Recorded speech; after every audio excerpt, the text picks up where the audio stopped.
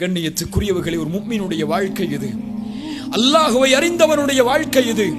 அல்லாஹ்வுடைய பெயர்களை பண்புகளை உள்ளத்திலே சுமப்பவனுடைய வாழ்க்கை இது. ஒரு முஃமின் பாவம் செய்தால் செய்த பாவத்தை நினைக்க மாட்டான். ஒரு முஃமின், நன்றாக கவனியுங்கள் நான் சொல்லக்கூடிய வார்த்தை, ஒரு முஃமின் பாவம் செய்து விட்டால், குற்றம் செய்து விட்டால், அந்த பாவம் எவ்வளவு சிறியது பெரியது இதை மக்கள் தெரிந்தால் என் நிலைமை என்னவாகும், இதை பற்றியெல்லாம் ஒரு முஃமின் கவலை கொள்ள மாட்டான். ஒரு முஃமின் மானக்கேடான விஷயத்தை செய்தாலும், அசிங்கமான அருவருக்கத்தக்க விஷயத்தை செய்தாலும், அவன் செய்து முடித்ததற்கு பிறகு யாரை நினைப்பான் என்று குர்ஆன் சொல்லுகிறது தெரியுமா?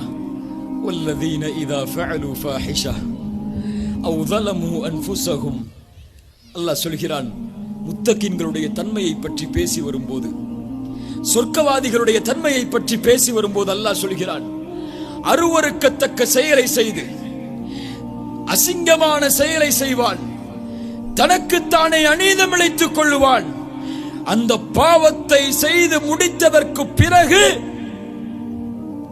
ذكرullah, சுப்ஹானல்லாஹ், அல்லாஹ்வை நினைப்பான்.